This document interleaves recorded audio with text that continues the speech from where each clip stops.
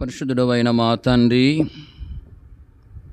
మహోన్నతుడవైన మా దేవ, మహిమ కలిగినటువంటి మా రాజా, మీ పాద సన్నిధిలో చేరి మీ ప్రియ కుమారుడు మా రక్షకుడైన యేసుక్రీస్తు నామమున మీకు స్తోత్రమును చెల్లిస్తూ ఉంటున్నాం. ఇంతవరకు ఈ పరిచర్యలో మీరు మాకు సహాయం చేస్తూ వచ్చిన విధానము కొరకే మీకు స్తోత్రములు. మా మధ్యలో ఉంచబడిన ప్రభు బలను బట్టి మిమ్మల్ని స్తుతిస్తూ ఉంటున్నాం. ఆరాధనలో భాగంగా ప్రభు బలను సమీపించక మునుపు మీ వాక్యము ద్వారా మాతో మీరు మాట్లాడుతురమని మీకు మనవి చేస్తూ ఉంటున్నాం. నిలబడుతున్న మీ దాసుని మీరు కరుణించండి. అయోగ్యుడను నాయన, మీ సన్నిధి నిలిచి పరిచర్య చేయుటకు ఏమాత్రము అర్హత లేనివాడను. నన్ను మీ కలవరి సిలువ రక్తము చేత కడగండి, పవిత్రపరచండి. మీ సిలువ చాటును మరుగుపరుచుకొని మీ ఆత్మపూర్ణిగా చేసి అభిషేకించి వాడుకొనండి. దేవా, మీ పరలోకపు సింహాసనము నుండి మీ స్వరాన్ని మాకు వినిపించండి. మా అందరిని మీరు దర్శించండి. మీ ప్రజలు వాక్యం మీదని మనసుంచి శ్రద్ధతో వాక్యాన్ని విని మేలు పొందుటకు సహాయం చేయండి. దయగల తండ్రి, అనాలోచన మీరు దూరపరచండి, నిద్రమత్తును మీరు దూరపరచండి. దేవా, నీకు విరోధంగా రూపింపడిన ఈ ఆయుధం వర్ధిల్లదని నీ వాక్యం రాయబడిన మాట ప్రకారం శత్రుకార్యాలు లయపరచండి.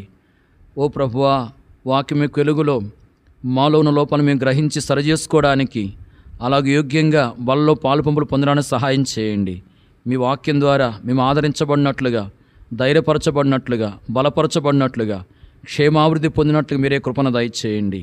ఈ ఆవరణం అంతటినీ అయా ఓ ప్రభువా, మీ ఆత్మ సంచారంతో నింపమని ప్రార్థన చేస్తూ ఉంటున్నాం. మీరే అన్ని విషయాల మహిమ పొందమని యేసుక్రీస్తు ప్రభు నామమున ప్రార్థించి స్తుతించి వేడుకొనుచున్నాం తండ్రి, ఆమేన్. ఈ సమయంలో పరిశుద్ధ గ్రంథంలో నుండి దానియేలు గ్రంథము 1వ అధ్యాయము 8వ వచనాన్ని మనమందరం కలిసి చదువుకుందాం. దానియేలు గ్రంథం 1వ అధ్యాయము 8వ వచనాన్ని మనమందరం కలిసి చదువుకుందాం. 731వ పేజీ, పాత నిబంధనలో 731వ పేజీ, దానియేలు గ్రంథము 1వ అధ్యాయము 8వ వచనాన్ని మనమందరం కలిసి చదువుకుందాం. రాజు భుజించు భోజనమును పానము చేయు ద్రాక్షారసమును పుచ్చుకొని తన్ను అపవిత్రపరచుకొనకూడదని దానియేలు ఉద్దేశించి తాను అపవిత్రుడు కాకుండానట్లు వాటిని పుచ్చుకొనకుండా సెలవిమ్మని నపుంసకుల అధిపతిని వేడుకొనగా. ఈ సమయంలో ప్రభు ప్రజలంగా మనం ఏ రీతిగా ప్రభు కొరకు జీవించాలో పరిశుద్ధ గ్రంథంలో నుండి కొన్ని విషయాలను మనం చూద్దాం. దానియేలు గ్రంథం 1వ అధ్యాయము 8వ వచనాన్ని మనం చదువుకుంటూ వచ్చాము. ఈ వచనములో 4వ లైన్లో మనం చూస్తున్నాం, తాను అపవిత్రుడు కాకుండునట్లు అనే మాటను. ఈ వచనములో కాకుండా అనే మాట వ్రాయబడి ఉంది. పరిశుద్ధ గ్రంథములో ఈ మాట కొన్ని చోట్ల రాయబడ్డట్లుగా మనము గమనించవచ్చు. ఈ సమయంలో మరి కాకుండా అనే ఈ మాట రాయబడుతూ వచ్చిన 3 సందర్భములను మనము చూద్దాం. మొదటిగా దానియేలు గ్రంథము 1వ అధ్యాయము 8వ వచనములో కాకుండునట్లు అనే మాట వ్రాయబడ్డట్లుగా మనము గమనిస్తూ ఉంటున్నాం. అంటే ఇక్కడ కాకుండా అనే మాట వ్రాయబడి ఉంది. గమనించండి, తాను అపవిత్రుడు కాకుండునట్లు వాటిని పుచ్చుకొనకుండా సెలవిమ్మని నపుంసకుల అధిపతిని వేడుకొనగా. చూడండి, తాను అపవిత్రుడు కాకుండునట్లు అనే మాటను ఇక్కడ మనము గమనిస్తూ ఉంటున్నాం. పిల్లలు, మన జీవితంలో మరి ప్రభువుని అంగీకరించి ప్రభుబిడలుగా చేయబడి పవిత్రపరచబడ్డాము. మనం పవిత్రంగా జీవిస్తూ ఉండాలి ప్రభు కొరకు. మనము అపవిత్రులు కాకూడదు. మనము అపవిత్రులు కాకుండా కాపాడబడాలి. మనము అపవిత్రులు కాకుండా జాగ్రత్త పడాలి. మరి ఇక్కడ దానియేలు పవిత్రంగా ప్రభు కొరకు జీవిస్తున్నాడు. తాను అపవిత్రతను పొందవలసిన పరిస్థితి ఏర్పడతా వచ్చింది. అంటే తాను అపవిత్రుడిగా చేయబడే పరిస్థితి ఏర్పడింది. ఏర్పడినప్పుడు తాను ఏం చేశాడు అంటే అపవిత్రపరచబడకుండా తానెంతో జాగ్రత్త పడతా వచ్చాడు. తన వంతు తాను అపవిత్ర తనలోకి రాకుండా ఎంతగానో ప్రయత్నించిన వాడుగా ఉన్నాడు. అలాగే దేవుని యొక్క సహాయం కూడా అతనికి ఉంది. దాని ద్వారా తాను అపవిత్రుడు కాకుండా కాపాడబడతా వచ్చాడు. గమనించండి, మరి యూదులు బబులోను దేశంలో చెరగా తీసుకుని రాబడి అక్కడ ఉంటా ఉన్నారు. మరి వారిలో దానియేలు, శద్రకు, మెషకు, అబేద్నెగోలు ఉన్నారు. మరి ఈ సందర్భం అంతా మనము ఈ అధ్యాయం అంతా చదివితే మనకు అర్థమవుతుంది. ప్రాముఖ్యంగా మనము గమనించే విషయం ఏంటంటే, మరి రాజు భుజించే భోజనము తినడం ద్వారా, రాజు పానము చేసే ద్రాక్షారసము తీసుకోవడం ద్వారా ప్రభువును అంగీకరించినటువంటి ప్రభు ప్రజలు అపవిత్రులుగా చేయబడే అవకాశం ఉంది. ఎందుకంటే ఆ రాజు భుజించే భోజనము, రాజు పానం చేసే ద్రాక్షారసము విగ్రహాలకు అర్పించినవి. మరి ప్రభు బిడ్డలు తీసుకుంటే ప్రభు బిడ్డలు ఏమవుతారు? అపవిత్రులు అవుతారు. మరి ఇక్కడ దానియేలు, శద్రకు, మెషకు, అబేద్నెగోలు ఉన్నారు. ప్రభువును అంగీకరించిన వారు, ప్రభు కొరకు జీవిస్తున్నవారు. గమనించండి, మరి ఈ నలుగురికి వారు అపవిత్రులుగా చేయబడవలసిన పరిస్థితి ఏర్పడతా వచ్చింది. ఏర్పడినప్పుడు మరి ప్రాముఖ్యంగా దానియేలు గురించి మనం చూస్తున్నాము. దానియేలు ఏం చేస్తూ వచ్చాయంటే అపవిత్రత అనేది మరి తనలోనికి రాకుండా తన వంతు తను ఏం చేశాడంటే ఎంతో ప్రయత్నం చేస్తూ వచ్చాడు. దేవుడు అతనికి సహాయం చేశాడు. కాబట్టి తాను అపవిత్రుడు కాకుండా కాపాడబడతా వచ్చాడు. ప్రియులారా, మనం కూడా అపవిత్రులను కాకుండా కాపాడబడాలి. అపవిత్రులను కాకుండా మనం ఎంతో జాగ్రత్త పడాలి. గమనించండి, ఒకవేళ మనము అపవిత్రపరచబడితే, మనము అపవిత్రులంగా చేయబడి అపవిత్రమైన విధానములో జీవిస్తూ ఉంటే ఎంతో నష్టం కలుగుతుంది.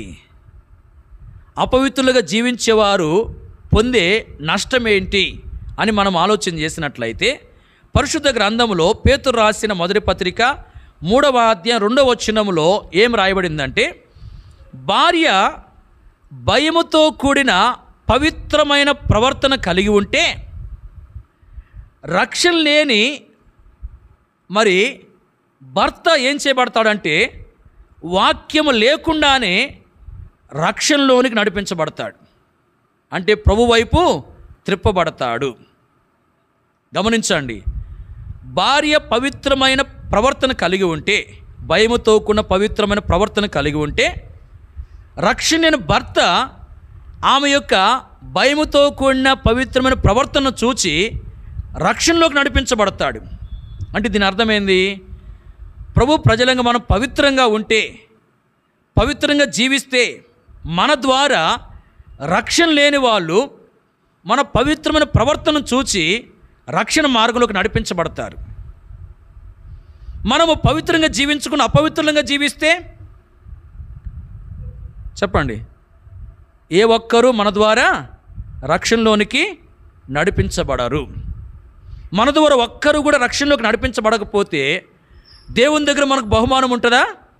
ఉండదు. గమనించండి, అపవిత్రంగా జీవించే వారి ద్వారా మరి రక్షణ లేని వారు రక్షణలోనికి నడిపించబడరు.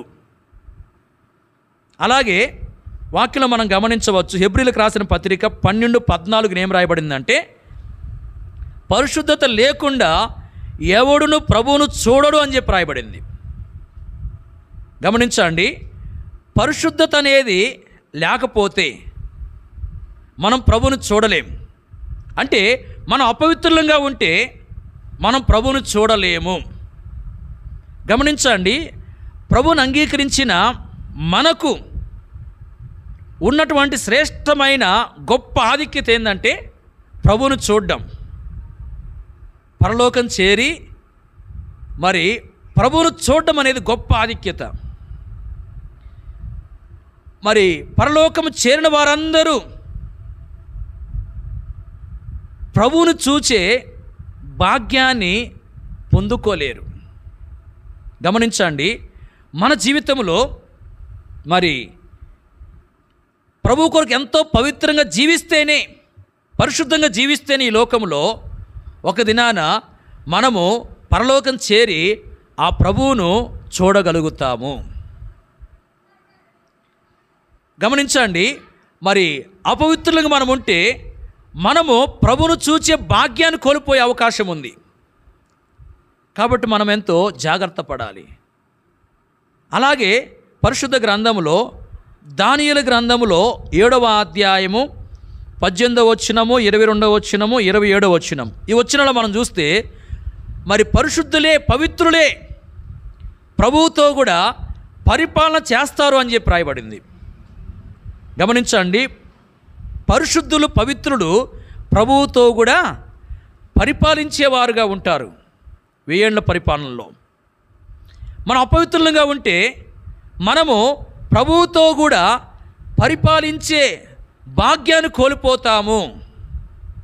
గమనించండి, అపవిత్రులుగా మనం ఉండటం ద్వారా, అపవిత్రపరచబడి అపవిత్రంగా జీవించడం ద్వారా మరి ఎలాంటి నష్టాలు ఉన్నాయో మనం చూస్తూ ఉంటున్నాం. అపవిత్రులుగా జీవించే వారిని బట్టి రక్షణ లేని వారు రక్షణలోకి నడిపించబడరు. అపవిత్రులుగా జీవించే వారు మరి ప్రభువుని ఏమాత్రం చూడలేరు. అపవిత్రులుగా జీవించేవారు ప్రభువుతో కూడా పరిపాలన చేయలేరు. ప్రియులారా, మనము అపవిత్రపరచబడి అపవిత్రంగా జీవిస్తే ఎంతో నష్టం ఉంది. మరి ఈ దినాల్లో మనం ఆలోచన చేసినట్లయితే అనేకమైన పరిస్థితులను బట్టి మనలోనికి అపవిత్రత ప్రవేశించే అవకాశం ఉంది. అపవిత్రత అనేది అనేక విధాలుగా మనలోనికి వచ్చే అవకాశం ఉంది. మరి ఏ విధంగా మనం అపవిత్రమైపోతాము అంటే, గమనించండి, మనము చూడకూడని వాటిని చూడడం ద్వారా అపవిత్రమయ్యే అవకాశం ఉంది. అలాగే మాట్లాడకూడని మాటలు మాట్లాడడం ద్వారా అపవిత్రమయ్యే అవకాశం ఉంది. అలాగే చేయకూడని కార్యాలు చేయటం ద్వారా కూడా అపవిత్రమయ్యే అవకాశం ఉంది. గమనించండి, ఒక విశ్వాసి మరి చూడకూడని సినిమా చూశాడు అనుకోండి, ఆ విశ్వాసి ఏం చేయబడతాడు? అపవిత్రుడైపోతాడు. ఒక విశ్వాసి మాట్లాడకూడని చెడ్డ మాటలు, అపవిత్రమైన మాటలు మాట్లాడితే ఆ వ్యక్తి ఏం చేయబడతాడు? అపవిత్రునిగా చేయబడతాడు.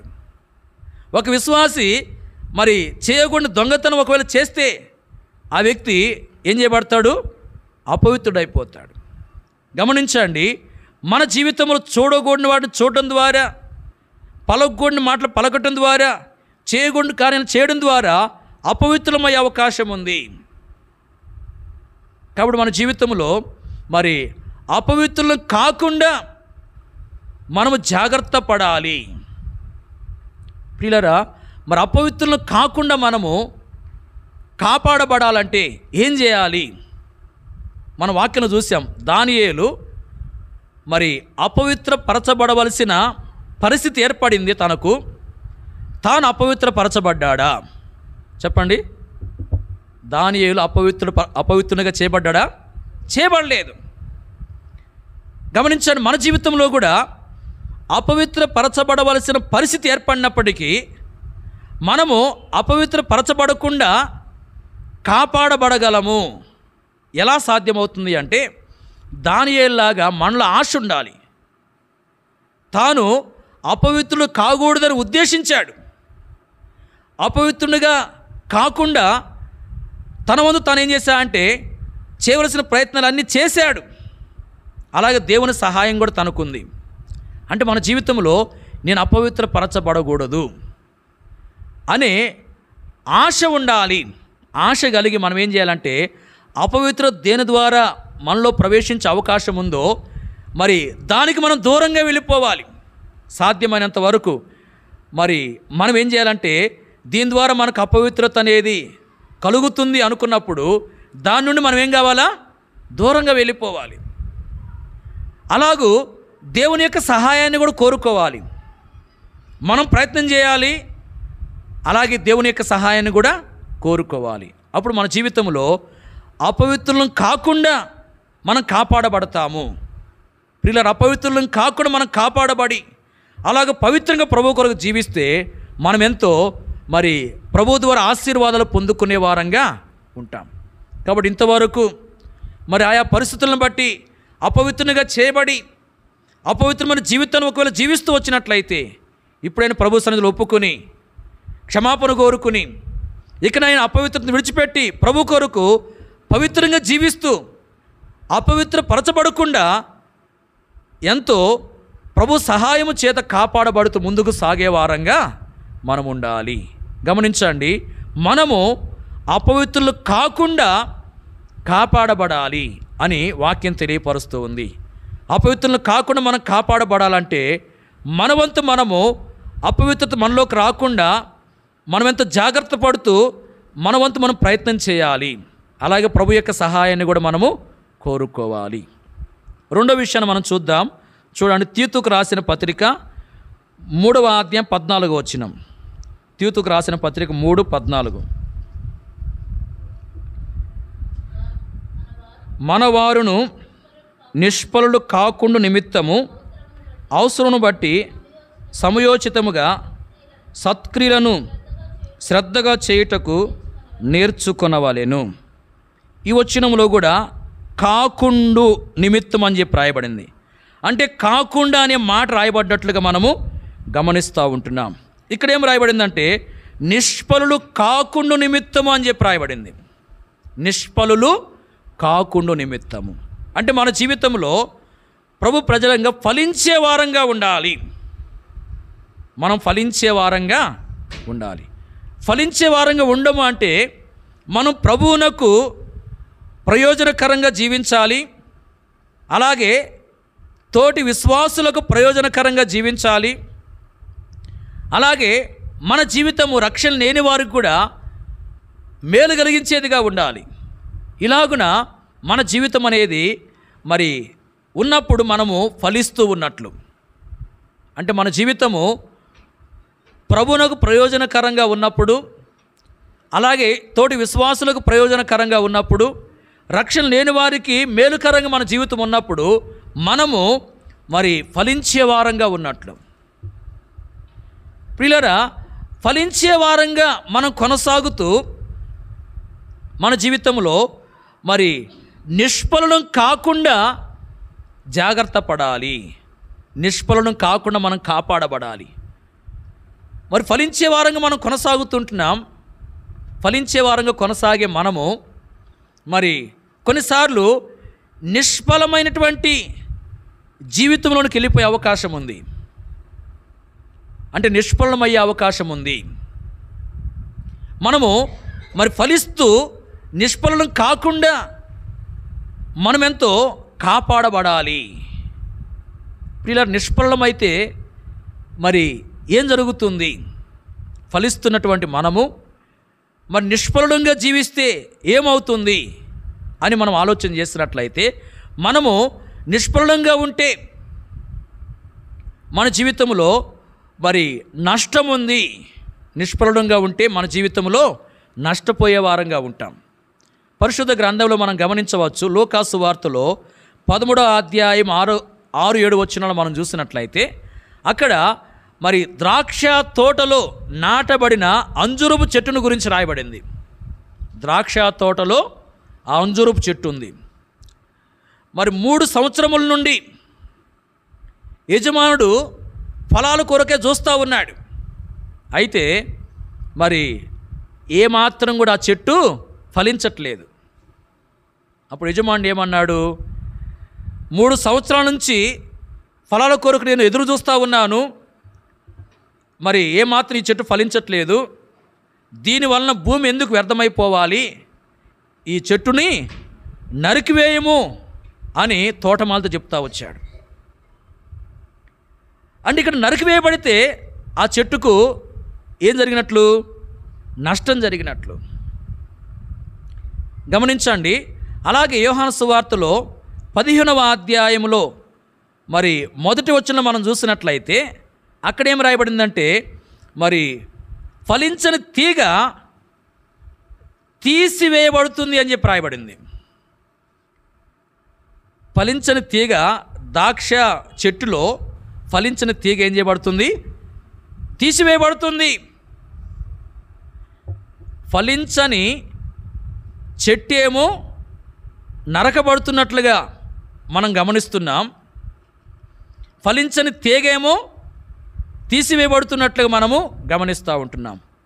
మరి ఫలించని తీగ తీసివేయబడుతుంది అంటే ఏం పొందుతున్నట్లు? నష్టం పొందుతున్నట్లు. గమనించండి, మనము నిష్ఫలంగా ఉంటే నష్టం ఉంది, నిష్ఫలంగా ఉంటే నష్టపోయే అవకాశం ఉంది. కాబట్టి మనము నిష్ఫలం కాకుండా మనమెంతో కాపాడబడాలి. మరి నిష్ఫలంగా మనము కాకుండా కాపాడబడాలంటే మనం ఏ విధంగా జీవించాలి? ఇక్కడ రాయబడింది. తీతుకు రాసిన పత్రికలు మనం చదువుతూ వచ్చాము. 3వ అధ్యాయం 14వ వచనంలో, మనవారు నిష్ఫలులు కాకుండా నిమిత్తము అవసరమును బట్టి సమయోచితముగా సత్క్రియలను శ్రద్ధగా చేయుటకు నేర్చుకొనవలెను. గమనించండి, మనము నిష్ఫలం కాకుండా ఉండాలంటే సత్క్రియలను శ్రద్ధగా చేయాలి. ఏం చేయాలమ్మా చెప్పండి? సత్క్రియలు శ్రద్ధగా మనం చేయడానికి నేర్చుకోవాలి. ఏవి సత్క్రియలు మనం ఎరిగి ఆ సత్క్రియలు మనము శ్రద్ధగా చేస్తూ ఉంటే నిష్ఫలం మనం కాము, నిష్ఫలం కాకుండా మనం కాపాడబడతాము. ప్రియులారా, సత్క్రియలు మనం చేయాలి. ఏంది సత్క్రియలు? పరిశుద్ధ గ్రంథములో ఫిలిప్పీలకు రాసిన పత్రిక 1వ అధ్యాయము 3వ వచనంలో మనం గమనించినట్లయితే మరి అక్కడ పౌలు అంటున్నాడు, మొదటి నుండి ఇది వరకు సువార్త విషయంలో మీరు నాతో పాలివారి ఉంటూ చూచి మీలో ఈ సత్క్రియను ఆరంభించిన వాడు యేసుక్రీస్తు దినం వరకు దాన్ని కొనసాగించునని రూఢిగా నమ్ముచున్నాను అని. చూడండి, పౌలు సువార్త పరిచర్య చేస్తూ ఉన్నాడు. మరి సువార్త విషయంలో ఆ ఫిలిప్పీలో ఉన్నటువంటి దేవుని ప్రజలు పౌలుతో కూడా పాలివారుగా ఉన్నారు. గమనించండి, సువార్త పరిచర్య పౌలు చేస్తూ ఉన్నప్పుడు ఆ ఫిలిప్పీలోని దేవుని ప్రజలు కూడా మరి పౌలుతో కలిసి ఆ సువార్త పరిచర్యలో పాలివారుగా ఉన్నారు. వారిని గురించి అంటున్నాడు, ఈ సత్క్రియ మీలో ఆరంభించిన వాడు మరి యేసుక్రీస్తు దినం వరకు దాన్ని కొనసాగించును అని రూఢిగా నమ్ముచున్నాను అని. అంటే దీని అర్థం ఏంటంటే, మరి సువార్త పరిచర్య ఎవరైతే చేస్తూ ఉన్నారో మరి వారికి మనము మన సహకారాన్ని అందించాలి. మనం వారితో కలిసి సువార్త పరిచర్య చేయాలి. ఒకవేళ వారితో కలిసి సువార్త పరిచర్య మనం ఒకవేళ చేయడానికి వీలు కాకపోతే మనము వారి కొరకై చేయబడుతున్న ఏర్పాట్లు ఎవరైతే చేస్తున్నారో మరి ఆ ఏర్పాట్ల పనుల్లోనైనా మన వంతు మనం సహకరించాలి. దానికి కూడా మనకు వీలు కాకపోతే సువార్త పరిచర్య చేస్తున్నటువంటి వారి కోసం ప్రార్థన చేయాలి. గమనించండి, ఎవరైతే సువార్త చేస్తున్నారో వారితో కలిసి మనం సువార్త చేయాలి. చేయడానికి మనకు వీలు కాకపోతే ఆ సువార్త చేస్తున్న వారికి మరి కొన్ని ఏర్పాట్లు చేయబడతాయి కదా, మరి ఆ ఏర్పాట్ల పనుల్లోనే మనం ఉండాలి.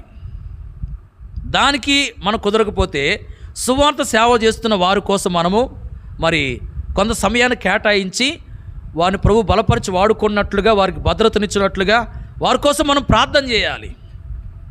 ఇవేవి మనం చేయటం లేదంటే మనం సత్క్రియ చేయట్లేదని అర్థం.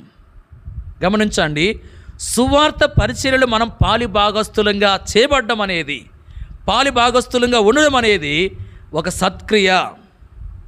కాబట్టి ఈ సత్క్రియ మనం జరిగించే వారంగా ఉండాలి. అప్పుడే మనం నిష్ఫలం కాకుండా కాపాడబడతాం.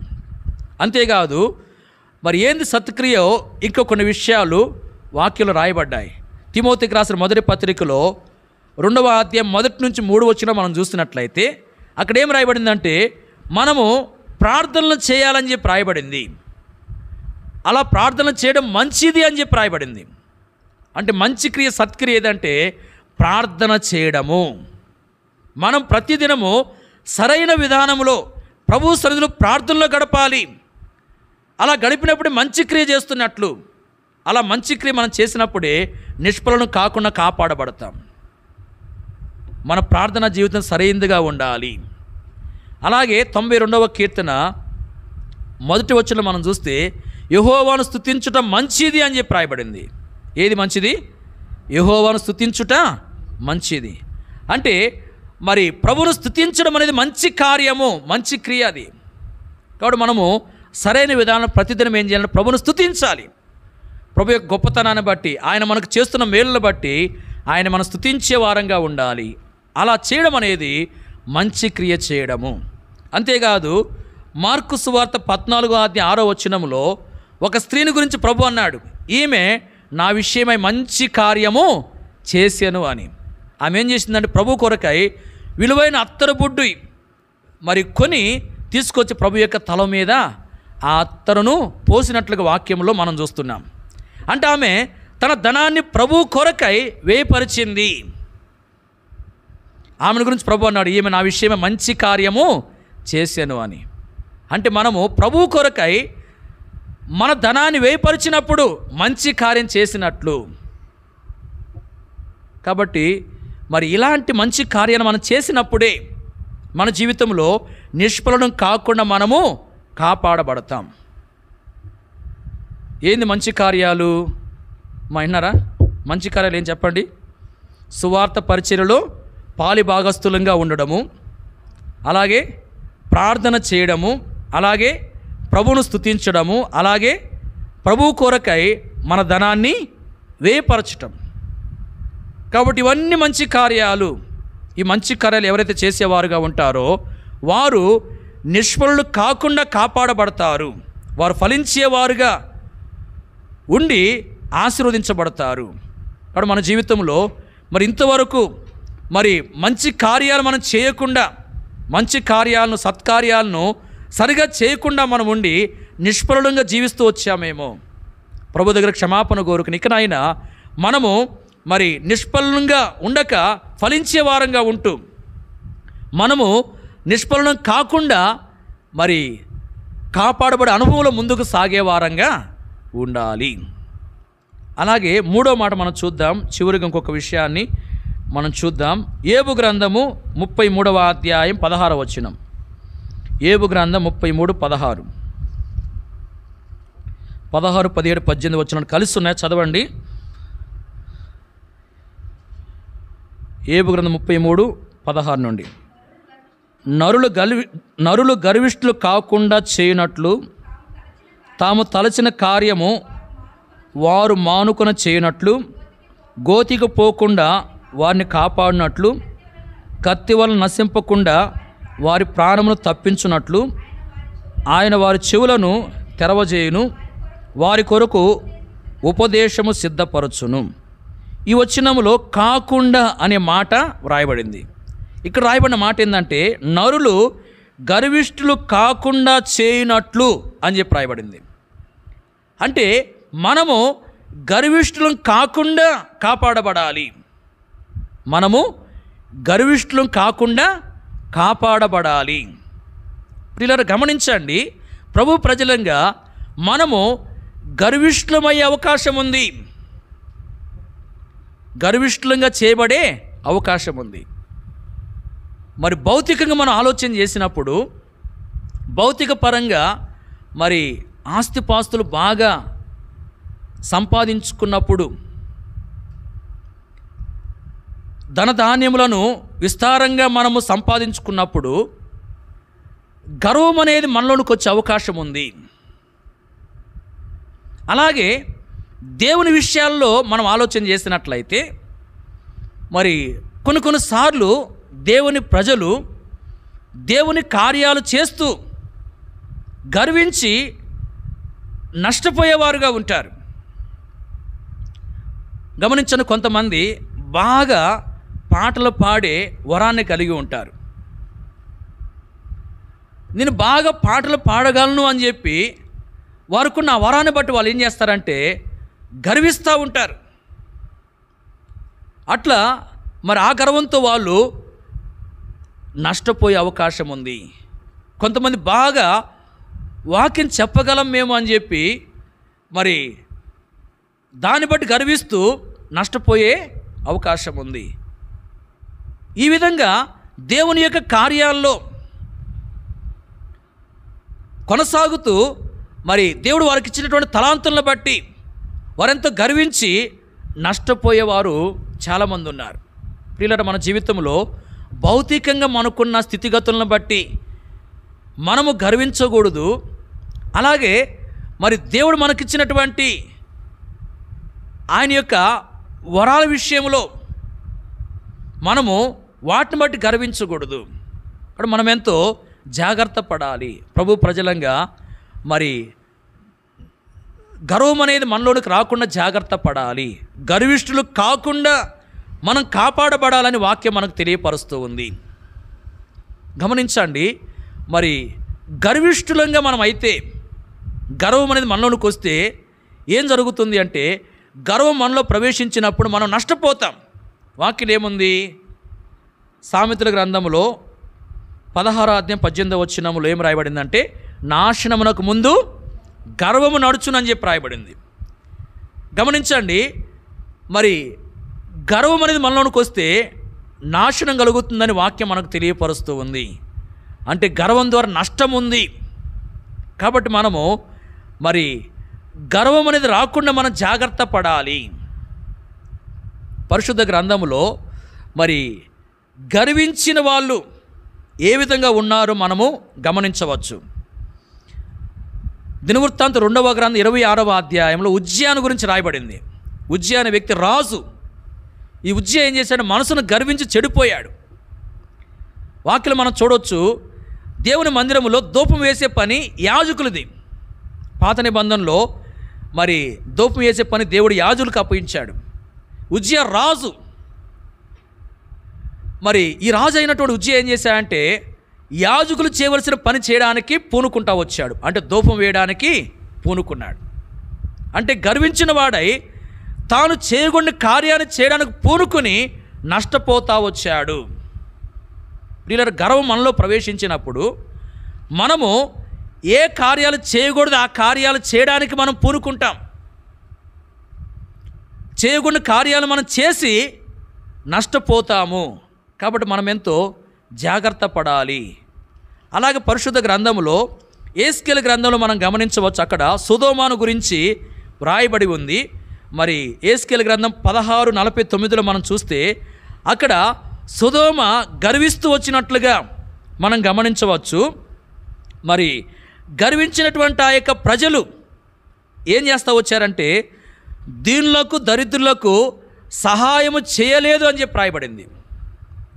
చూడండి, వారికి మంచి స్థితి ఉంది, వారు కలిగిన వారుగా ఉన్నారు, వారికి మరి ఉన్నతమైన స్థితి కలిగింది, ధనం ఉంది, భౌతిక పరంగా వారు ఉన్నత స్థితిలో ఉన్నారు.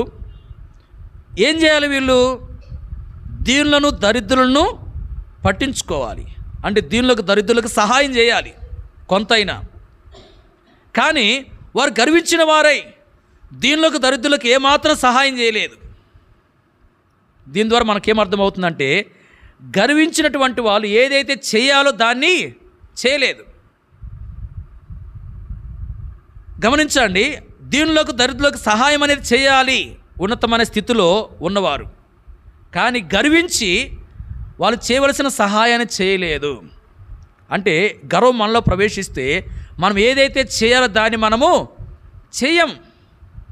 చూడండి, ఈ రెండు సందర్భాలు మనకేం చూపిస్తున్నాయంటే, గర్వం మనలోనికి వచ్చినప్పుడు చేయకూడని కార్యాలను చేస్తాము, గర్వం మనలోనికి వచ్చినప్పుడు చేయవలసిన కార్యాలను మనము చేయము. మనం చేయకూడని కార్యాలు చేస్తే నష్టపోతాం, చేయవలసిన కార్యాలను చేయకపోయినా నష్టపోతాం. కాబట్టి గమనించండి, గర్వం అనేది చేయకూడని కార్యాలను మన చేత చేపిస్తుంది, చేయవలసిన కార్యాలనేమో మనం చేయకుండా చేస్తుంది. కాబట్టి ప్రియులారా, గర్వం అంత ప్రమాదకరమైంది, అంతగా నష్టాన్ని కలిగించేదిగా ఉంది.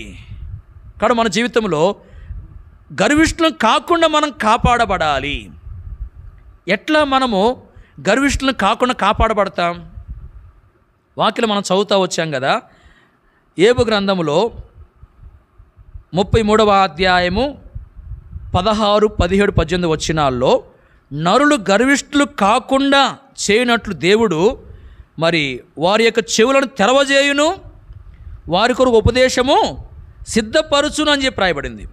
ఈ 3 వచనాల్లో మొదట్లోనేమో నరులు గర్విష్ఠులు కాకుండా చేయనట్లు అని చెప్పి రాయబడింది. చివరిలో ఏముంది? వారి కొరకు ఉపదేశము సిద్ధపరచును అని చెప్పి రాయబడింది. చూడండి, గర్విష్ఠులు కాకుండా చేయడానికి దేవుడు ఏం సిద్ధపరుస్తున్నాడు? ఉపదేశాన్ని సిద్ధపరుస్తున్నాడు. అంటే మనము గర్విష్ఠులము కాకుండా నిమిత్తమై దేవుడు మనకేమిచ్చాడంటే వాక్యాన్ని ఇచ్చాడు. మనము ఈ వాక్యానికి ప్రాముఖ్యత ఇవ్వాలి, ఈ వాక్యాన్ని అధికంగా మనం ప్రేమించాలి, ఈ వాక్యానికి మనం అన్నిటికంటే ఎక్కువ విలువ ఇవ్వాలి. ఇస్తున్నామా మనము? గమనించండి, ఈరోజు ఉదయాన్నే ఒక అధ్యాయం వాక్యం చదువుకుని మందిరానికి వచ్చిన వాళ్ళు ఎంతమంది ఉన్నారు? ఏమ్మా వింటున్నారా? ఇక్కడ కూర్చున్న వాళ్ళు కొంతమంది అయినా ఉదయకాలము ఒక అధ్యాయం చదువుకోకుండానే మందిరానికి వచ్చి ఉంటారని చెప్పి నేను అనుకుంటున్నా. అలా చేస్తున్నారంటే వారికి వాక్యం ఎడల ఏమి లేదు, ఆసక్తి లేదు, వాక్యం ఎడల ప్రేమ లేదు. పిల్లలు గమనించారు, మన జీవితంలో చాలాసార్లు దేవుని యొక్క వాక్యాన్ని త్రోసివేస్తూ ఉన్నాం, దేవుని యొక్క వాక్యాన్ని పక్కన పెట్టేస్తూ ఉంటున్నాం, వాక్యానికి మనం విలువ ఇవ్వడం లేదు, వాక్యానికి మనం ప్రాముఖ్యత ఇవ్వడం లేదు. ఒక దైవ సేవకుడు చెప్తా ఉన్నాడు, ఎదురుగా న్యూస్ పేపర్ ఉంది, సెల్ ఫోన్ న్యూస్ పేపర్ ఉంది, బైబుల్ ఉంది. ఏది తీసుకుంటాం? బైబుల్ని తీసుకోము, న్యూస్ పేపర్ తీసుకుని ఎక్కువ సమయం చదువుతూ ఉంటాం. ఎదురుగా సెల్ ఫోన్ ఉంది, బైబుల్ ఉంది. ఏం తీసుకుంటాం? సెల్ ఫోనే తీసుకుని ఆ ఫోన్లో మరి చూస్తూ ఉంటాం, బైబిల్ మాత్రము తీసుకోం. చూడండి, మన జీవితంలో దేవుని యొక్క వాక్యానికి మరి ప్రాముఖ్యత ఇస్తున్నామా? వాక్యాన్ని చదివే విషయంలో, వాక్యాన్ని వినే విషయంలో, వాక్య ప్రకారం నడుచుకునే విషయంలో మనము మరి ఆసక్తి కలిగి జీవిస్తున్నామా? ఒకసారి పరిశీలన చేసుకోవాలి. చాలాసార్లు మన వాక్యాన్ని నిర్లక్ష్యం చేస్తున్నాం. వీళ్ళు ఎవరైతే వాక్యాన్ని నిర్లక్ష్యం చేస్తారో వారు గర్విష్ఠులయ్యే అవకాశం ఉంది, గర్విష్ఠులై నష్టపోయే అవకాశం ఉంది. ఈ వాక్యాన్ని మనం ప్రేమిస్తూ, ఈ వాక్యం ఎడల మనం ఆశ కలిగి జీవిస్తూ, ఈ వాక్యాన్ని చదివే విషయంలో, వినే విషయంలో, వాక్యాన్ని అనుసరించే విషయంలో మనము ఆసక్తి కలిగి కొనసాగుతూ ఉన్నప్పుడు ఈ వాక్యం ఏం చేస్తుందంటే మనము గర్విష్ఠులు కాకుండా మనల్ని కాపాడుతుంది. కాబట్టి మన జీవితంలో వాక్యాన్ని నిర్లక్ష్యం చేయకూడదు.